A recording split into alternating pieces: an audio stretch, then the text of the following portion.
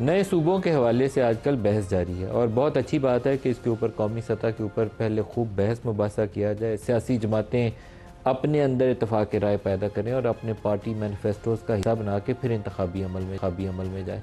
जितना ज़्यादा इतफाक़ राय होगा उतना ज़्यादा इस मसले की कबूलियत होगी। अगर इसको धक्का मार के ज़ोर लगा के इम्प्लीमेंट करने की कोशिश की जाए, वो जो होती है ना पैराशूट लैंडिंग किसी मसले की, वो आम तौर पर मसाइल ही पैदा करती है, हल की तरफ नहीं लेकर जाती।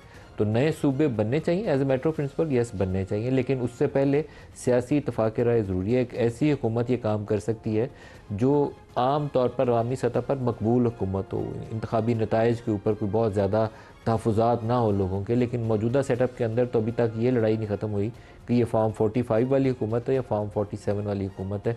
तो ये चीज़ें सामने रख कर, मद्देनज़र रख कर फ़ैसला साजी करनी चाहिए। जितनी ज़्यादा अवामी मकबूलियत होगी किसी फ़ैसले की, उतना ज़्यादा बहरानों से बचने के लिए आगे रास्ता आसान होता जाएगा। और अगर किसी मसले के ऊपर फोर्स्ड इम्प्लीमेंटेशन करी जाए, जैसे 26वीं 27वीं तरमीम के ऊपर आज ही मुस्तफ़ा कमाल साहब का मैं बयान पढ़ रहा था, तो उन्होंने कहा कि क्या 26वीं और 27वीं आइनी तरमीम काबीना की मंजूरी से पास हुई थी। तो ये मेरे लिए न्यूज़ नहीं थी, क्योंकि हम सब लोगों को मालूम है कि किस तरीके से वो पैसेज हुआ था। लेकिन हुकूमत के जो दावे थे कि हमने तो इसके ऊपर बड़ा तरीक़ाकार इख्तियार किया था, वो ख़ुद एक सिटिंग मिनिस्टर जो इनके कोलिशन पार्टनर हैं, उनके उस बयान से उसकी कलाई खुल जाती है कि उसके ऊपर एक बना बनाया मसवदा था जिसके ऊपर मोहरें लगाकर इस पार्लियामान ने पास कर दिया। तो सूबे नए इस तरीके से बनाएंगे तो बहुत बड़ा बहरानी कैफियत पैदा हो सकती है। बहरानी कैफियत क्यों पैदा हो सकती है, उसकी रीज़न्स पाकिस्तान के इस वक्त मारूजी हालात हैं। आप चले जाएँ बलूचिस्तान के अंदर तो वहाँ पर कुछ मसाइल हैं, कुछ आपके बलोच नेशनलिस्ट हैं, उनके इशूज़ हैं जिसको एड्रेस करना ज़रूरी है। केपी में आ जाएँ, वहाँ इस तरह के मसाइल मौजूद हैं। सिंध में चले जाएँ तो कुछ कॉम्प्रेस जमातें हैं जो कभी छोटी सी नहर का मसला हो तो उसके ऊपर भी बाहर निकलाती हैं और पीपल्स पार्टी दबाव में आ जाती है और वो भी मुखालफत शुरू कर देती है। तो इस तरह की चीज़ों को आपको सामने रख कर जब भी प्लान करें, रीऑर्गेनाइजेशन करें, तो उसको सामने रखना चाहिए। इंडिया में अब आमतौर पर मिसाल दी जाती है कि इंडिया में स्टेट्स उन्होंने 28 सूबे बना दिए या 28 स्टेट्स बना दिए, तो हमें भी बना लेनी चाहिए, लेकिन एक प्रोसेस के तहत। अगर आपने 70-80 साल गुजार लिए हैं तो अभी 6 महीने में करने की बजाय इसके ऊपर अगर साल 2 साल भी लग जाए तो बिल्कुल कोई मज़ायका नहीं है। डिसफंक्शनल सिस्टम है, ये बात सच है, डिसफंक्शनल है, ये डिलीवर नहीं कर रहा निज़ाम लोगों को। लेकिन इसी को रेप्लिकेट करके अगर 4 की बजाय हम 20 पे ले जाएं या 15 पे ले जाएं या 16 पे ले जाएं, तो किस बात की गारंटी है कि वो 4 से 16 में होकर मल्टीप्लाई करके वो फंक्शनल सिस्टम हो जाएगा। क्योंकि इस सिस्टम के अंदर कुछ ऐसी कमज़ोरियाँ हैं कि जो करप्ट प्रैक्टिसेस को फ़रोग़ देती हैं, लोगों को डिलीवर नहीं करता, सहूलत नहीं फ़राहम करता, बल्कि आपको बर्थ सर्टिफिकेट लेना हो उसके लिए भी आप ब्राइब करते हैं, आपको डेथ सर्टिफिकेट लेना हो तो आप उसके लिए भी ब्राइब करते हैं। हॉस्पिटल के अंदर जो चीज़ फ्री में मिल जाती है वो या तो दवा हॉस्पिटल की निकल के मार्केटों में बिक्री होती है, या आप उसके लिए पैसा किसी को ब्राइब करते हैं तो फिर वो आपको चीज़ दस्तयाब होती है। थाने में FIR कटवानी हो तो उसके लिए पैसा देना है, बंदे की ज़मानत करवानी हो उसके लिए पैसा देना है। ये वो मसला है जिसका हल 4 से 16 में आसानी से नहीं होगा।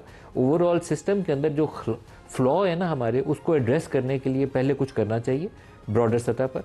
डिसेंट्रलाइजेशन के लिए जो मुकामी हुकूमतों का निज़ाम है उसको तो आना करना चाहिए। पहला फर्स्ट स्टेप तो होना यही चाहिए कि मुकामी हुकूमतें, मजबूत मुकामी हुकूमतें जिनको वसाइल भी सूबे ट्रांसफ़र करें, उसके लिए काम करें। फिर नए सूबे भी बनाते जाएँ, जहाँ गुंजाइश बनती है ज़रूर बनाएं। अभी जो प्रपोज्ड स्कीम ऑफ थिंग्स है वो अगर सामने मैं रखूँ तो उसमें पंजाब को 7 हिस्सों में तकसीम करने की तजवीज़ है, सिंध को 3 हिस्सों में तकसीम करने की तजवीज़ है। लेकिन सिंध से पीपल्स पार्टी ने मुकम्मल तौर पर मुखालफत की है कि सिंध में नए सूबे नहीं बनेंगे। KP को 4 हिस्सों या 5 हिस्सों में तकसीम, बलूचिस्तान को इसी तरीके से 4 या 5 हिस्सों में तकसीम करने की तजवीज़ है। तो ये वो चीज़ें हैं जो तब हो सकती हैं कि मुकामी सतह पर लोग उस चीज़ की मांग भी कर रहे हैं और उसको सपोर्ट भी करें। ये ना हो कि उसके जैसे नहरों के लिए लोग सड़कों पर आए हैं, सिंध में नए सूबों की बात हो तो उसके लिए सड़कों के ऊपर लोग आ जाएं।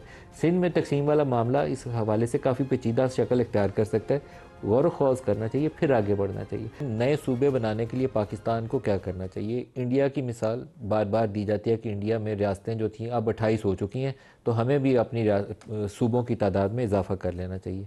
इंडिया ने यह काम 50s में शुरू किया था। उन्होंने 1956 में स्टेट रीऑर्गेनाइजेशन कमीशन बनाया और एक प्रोसेस के तहत वो आगे चलते गए।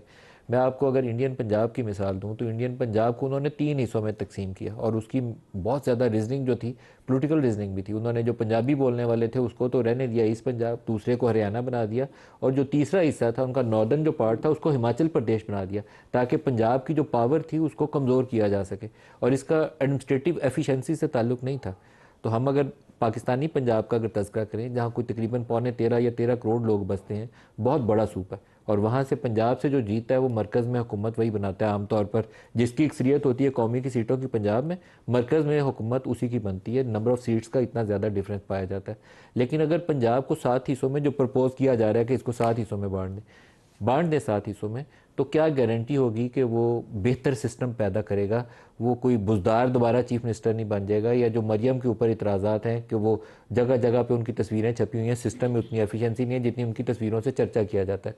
तो सिस्टम इम्प्रूव करने के लिए क्या 7 हिस्सों में तकसीम करने से बेहतरी आएगी, या पहले निज़ाम को रिफॉर्म करना ज़रूरी है? नए सूबों के लिए क्या करना चाहिए? बनने चाहिए, नहीं बनने चाहिए?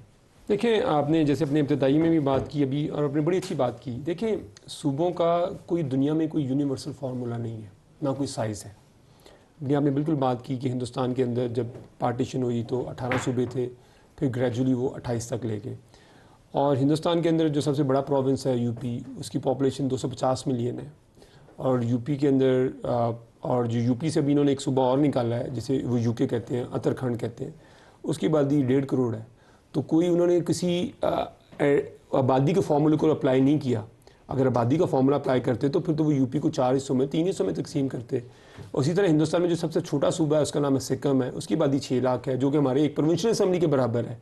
देखिए, और इसी तरह हिंदुस्तान की आधी आबादी, देखिए दुनिया में जो पॉपुलेशन की डिस्ट्रीब्यूशन है वो कहीं इक्वल नहीं होती। दुनिया में कोई इक्वल फार्मूला तो नहीं है, इसका बड़ा इकोसिस्टम होता है, हिस्टोरिकल ट्रेंड्स होते हैं, डेमोग्राफिकल चेंजेस आती हैं, तो बड़ी चीज़ों से लोग कई जगह आके बसना शुरू हो जाते हैं। हमें क्या करना चाहिए? इंडिया ने किया 28, तो हमें शौक में कर लेना चाहिए कि नहीं, हिंदुस्तान में देखिए नहीं हमारा बिल्कुल परफेक्ट वही फार्मूला है। 6 करोड़ फी प्रोविंस है। चाइना की भी ऑलमोस्ट जो फी प्रोविंस जो चाइना की आबादी वो भी तकरीबन 6 करोड़ है।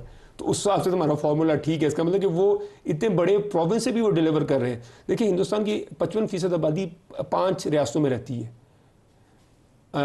और चाइना में भी सेम है कि चाइना की 6 से 7 रियासतों में चाइना की आधी आबादी रहती है। अमेरिका के अंदर 9 रियासतों में अमेरिका की आधी आबादी रहती है। तो फिर हमें नए सूबे बनाने चाहिए कि नहीं बनाने? नहीं, देखिए मेरा तो ये पॉइंट ये है कि पहला तो फैसला, देखिए मैं तो ये बता रहा हूँ कि जो हमारे यहाँ बेसिस यूज़ की जा रही हैं, जो सो कॉल्ड सेमिनार्स हो रहे हैं और जो चीज़ें हो रही हैं, उसमें तो एक ही बुनियाद बनाई जा रही है कि जी वो डेरा गाजी खान से जो बंदा चलेगा वो यहाँ आप हाई कोर्ट के बेंचेस बना दें। आप ब्यूरोक्रेसी का एडिशनल चीफ सेक्रेटरी वहाँ पे क्यों नहीं बैठ सकता? आप ब्यूरोक्रेसी का सेटअप वहाँ पे क्यों नहीं बना सकते? और सबसे इंपॉर्टेंट, आप लोकल बॉडीज़ का जो सिस्टम है वो आप क्यों नहीं लेके आ रहे? देखिए, हमारे यहाँ हुआ ये है कि पिछले बहुत सालों से, पिछले 5-6 दहाई, जितनी मर्जी आप दहाइयाँ कहें, उस पर डिबेट हो सकती है। हिंदुस्तान के अंदर या और सूबों के अंदर, अमेरिका के अंदर भी जो रियासतें हैं वो तकरीबन 40 से 50% जो जिनको प्रोविंस कहते हैं वो टैक्स इकट्ठा करती हैं। हमारे यहाँ जो सूबे हैं वो 8% टैक्स इकट्ठा करते हैं, वफाक सारा टैक्स इकट्ठा करता है। मसला यहाँ पे लोकल बॉडीज़ का सिस्टम है, लोकल बॉडीज़ डिसफंक्शनल सिस्टम है तकरीबन पूरे मुल्क के अंदर ही। अभी आप देखें कि मैं आपको एक एग्जांपल देता हूँ कि 2 शर्मिला बीबी को शामिल